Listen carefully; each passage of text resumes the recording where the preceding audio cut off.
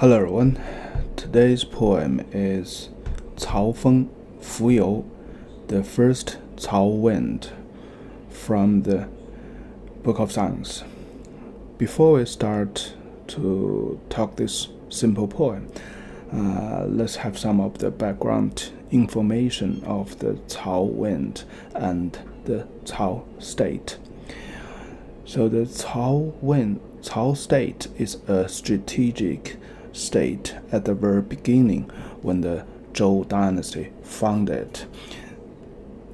It's between the Yellow River and the Ji River, which is the most important two rivers of that time, and it's between the powerful Song state and Wei state. So this is a key state for the Zhou people to control the east part of China, and thus this first lord of the Cao State is the six sons from the first wife of King Wen, Zhou Wenwang.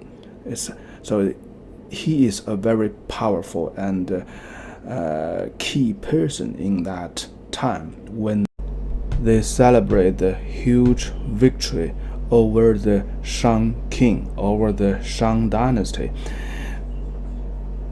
The king of Wu was walking into the Shang capital in the most up front, and with two other guys beside him to cover him up, to support him.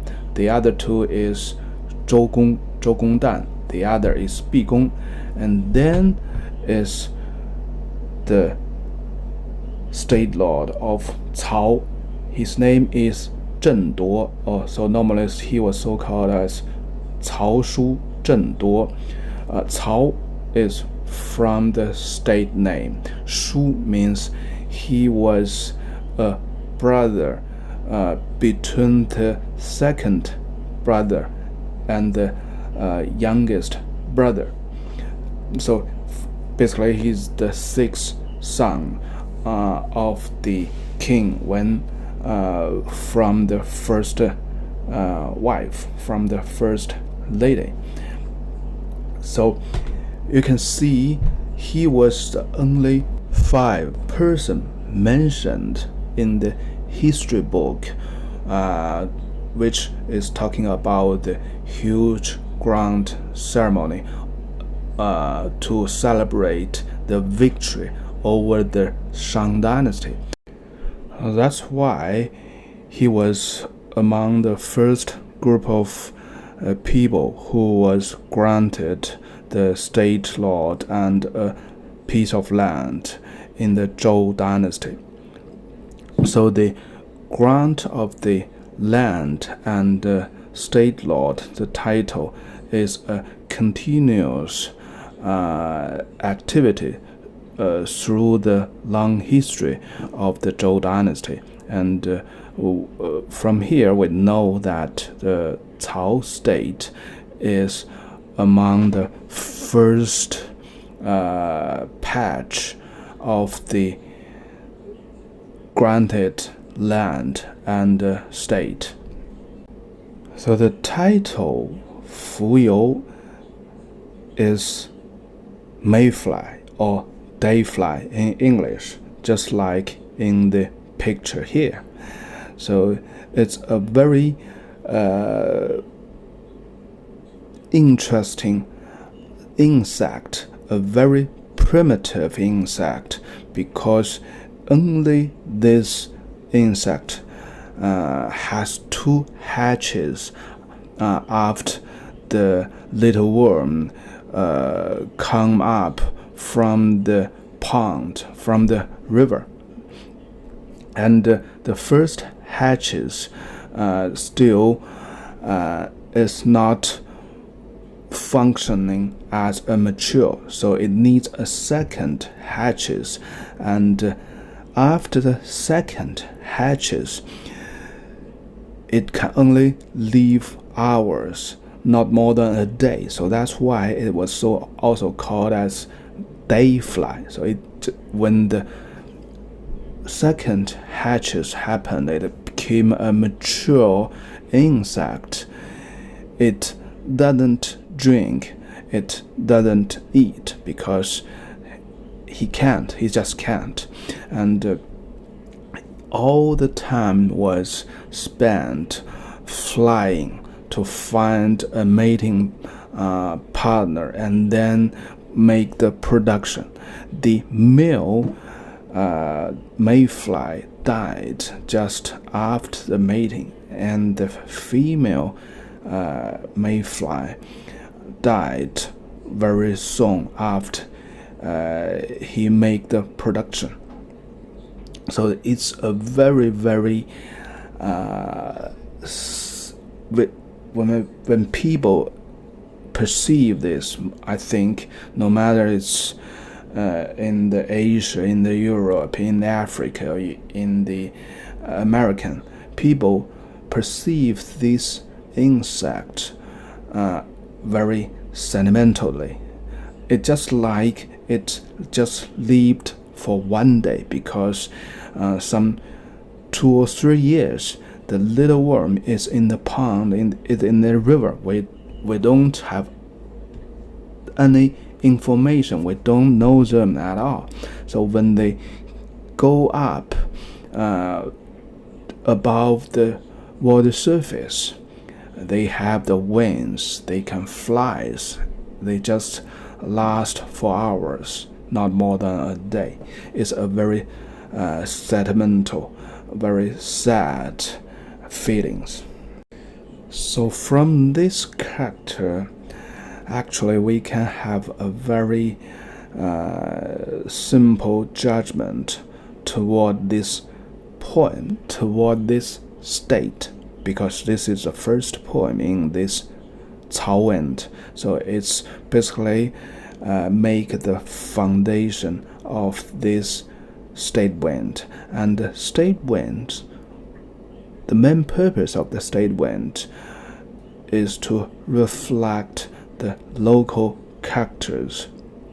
So as a state lord, as a senior officer who wrote this poem, he should be very busy with his duties.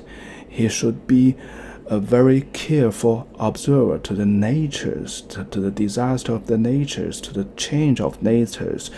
With that very careful observation, so he can take care of his land and his people in a good way, with goodwill. And how could he have the time, have the emotions to worry about a small insect just lived for one day? It's also a very, very kindness emotion, because we signed for some miserable creatures. They don't live a good life. That's like this tiny insect. It just lived for hours, not more than one day. It's a really, really sad and miserable story. But as a state lord, as a senior officer in this state, this should not be the main focus for you. So this is the basic judgment we can have before we go to the poem, go to the details. Okay, let's see. 蜉蝣之羽，衣裳楚楚。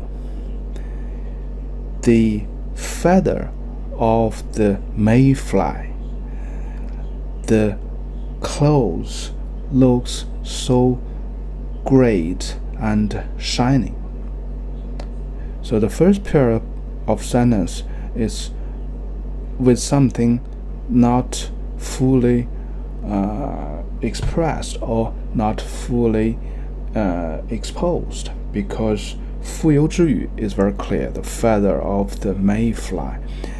And 衣裳楚楚, does it refer to the mayfly or a person elsewhere, a person himself, the poet himself? But I would rather take it as a comparison between the mayfly and the poet or someone else. So a person to an insect. And we can see the mayfly, the outlook of the mayfly really looks great. It's very sophisticated and it's very beautiful, just like the clothing worn by the state lord, by the senior officers in the state. They wear very elegantly with styles. And 蜉蝣, here I want to have more explanation for the mayfly in Chinese. It has the two characters. 蜉 basically means the insects attached was catching on something. 蜉 means catching on something. Here it very likely refers to the these insects. In most cases, we see they are attached to a grass, to a very tiny branches of a tree. And 游 means just swimming and touring. And this is the two basic situation status we could perceive to this insect. Sometimes it's on the grass, on the top of a grass. Sometimes it's flying to find its mating partner. Just like the background picture is so many mayflies was flying, and they have a beautiful dance together. Okay, let's continue. 心之忧矣，于我归处. So the second pair of sentences is very clear, but it's wrongly explained through the history. My heart has such a weariness, and it's about my destination. So here is two things. The two characters actually tells everything, but today most people misunderstand it. First things first is you. The character normally is written like this as a traditional character, and it means the sadness, the weariness to the passed away parents. So finally, later on, we have a delicate term so-called as 丁忧. 丁 refers a person. 忧 refers to the condolence, the sadness towards his passed away parents. And 丁忧refers two things. First thing first, the parents, the mother or the father just passed away. So you are in a period of 丁忧. And in this period, if you are an officer, you should quit your job and go back to your home to follow this ritual, this regulation. So it's also a regulation as well. So it's roughly 3 years period, and after the 3 years period, you can come back to the government to resume your occupation, your position again. So that's it's so called. So you in this term, 丁忧 means the condolence, the sadness to a passed away parents. So here in the Book of Songs time, in 诗经's time, whenever you saw the term you, be careful. In most cases, but not all the cases, it refers to the sadness to the passed away parents. And in some very few occasions it has a derived meaning of weariness, sadness, not necessarily related to their passed away parents. But here, why we can conclude is about the passed away parents because of the 于我归处. So this is another key word, 归. 归 means the destination. And in the classical Chinese philosophy, the people has basically the destination is the cemetery or the ancestors' temple. So physically, the destination is the cemetery, and mentally, spiritually, the destination is in the ancestors' temple. So that's why most of the sacrifice offerings was held in the ancestors' temples, because they think that when the people died, the spirits was still there and stayed near the ancestors' temples. So 于我归处 tell us very clearly either he's referring to the cemetery or either referring to the ancestors' temple. So when this guy, the poet, died, he will go to his destination, the ancestor temple, right? He became one of the ancestors as well, and he was receiving the offerings in the ancestor temple, like his dead father, like his dead grandfather, right? So that's the place everybody finally will go to. So let's review the first paragraph again, so it's very clear. The poet was somewhere in the ancestor temple or either the cemetery, and he was so sad about his passed away parents, and he saw the mayfly all around, and the mayfly looks shining, looks so beautiful, dancing there in the air. And also there's a bunch of people, the state lord with the senior officers. They wear very beautiful, shining clothes. But inside, he feels so sad. So I don't know what occasion this poem was talking about. Not necessarily, or the most probably not a funeral, because a funeral you cannot wear the shining, very beautiful clothes. You should wear the very draft, raw clothes of white. So it's very likely that the short-lived mayfly aroused the sad feelings of this poet. He has some sadness toward his passed away parents as well as to himself, and he compared the mayfly, the short life of the mayfly, to himself, and thus his eyesight was focusing on his own destination, 于我归处. So he thought about he was dying, so the life is short. So this is a sign the poet has, not only for his passed away parents. Okay, let's go to the second paragraph, and the third paragraph basically is repeating an identical. 蜉蝣之翼，采采衣服. The wing of the mayfly, the colorful clothing. So it's a little bit comparing the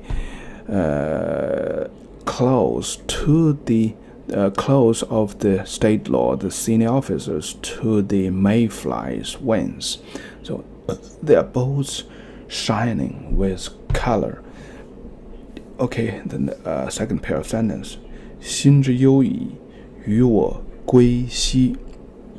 So I'm so worried, I'm so sad about my destination, about where finally I brass. 息 means brass, and it also means to rest.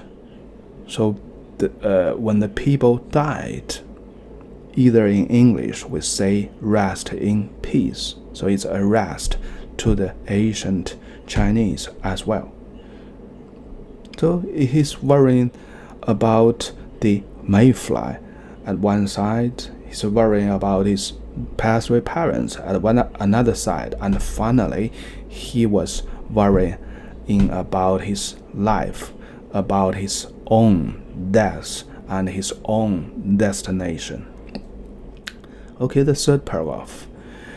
蜉蝣掘阅，麻衣如雪. So this sentence has a little bit questions or something uncertain. The mayfly is digging a hole, so that's a general explanation, but I don't think that's correct. The 掘 is describing the gesture of the mayfly, so the whole body was incurved, and 悦 means very happy. It's a long word of 悦, and we as an adult we know the two mayfly was flying in the air, and they are attached together, curved, and they are mating, right? It's the great joy as a human we have as well. So 蜉蝣掘阅 was describing the gesture when the two mayfly in the air, they are mating with each other, and they are so happy. Even as a human being, we can appreciate, we can perceive the happiness between the two mayfly insects. And 麻衣如雪, here is a little confusions here, because before in the second paragraph and in the first paragraph, the clothing is colorful, is so shining and outstanding. But in the third paragraph, it tells us they are wearing the very humble clothes made of hemp, 麻衣. So that's normally is for the daily wearing, and most cases for the funeral. And the last character 如雪 is just like snow. It tells us very clearly it's white. The clothes is all white, so that's more emphasis on the color and gave us a very strong hint that it's for funeral. So maybe the three paragraph is telling the different situation, three events of different time, so it's really hard to tell. But basically, the meaning of this poet is quite clear. I'm so worried, I'm so sad about my passed away parents, and I'm so sad, I'm so worried about my own destination. 于我归睡. So here, according to the history book, it should be read as 睡. So 睡 could have many explanations. One could refer to the tunnel of the tomb or the tomb itself. And another explanation could refer to finally completed, finally achieved. So 归睡 means could be referring to the tomb I would stay, I would go, or finally I achieved this my life destination. I reached to my life destination, the cemetery and the ancestor temple. So basically this is a poem about. The key to understand this poem is the lifestyle, the outlook of the insect mayfly. But anyhow, for the general explanation to this poem, nobody cares about this insect unless they know some English. Mayfly, flying the May, or dayfly. It's a fly only last for one day. So this is the key character of this insect of this poem. Life is short. It might be a sad thing either as a mayfly or as a human being, even as a state lord. But by the classical Chinese philosophy, this is totally wrong. As a state lord, you should spend all your energy, your time to overlook the land, to help the people. There is no time for this short life signing. And this might be the reason that at the very beginning of the Zhou dynasty, the Cao State is powerful and strategic with a lot of the responsibilities from the king. But in the stories, in 左传, 春秋左传, in the spring and the autumn period, the Cao State is either short-sighted and they are stupid. So at the very beginning, in this Cao Wind, we can see something not right. Okay, that's for today, and that's what the state wind means. Bye bye.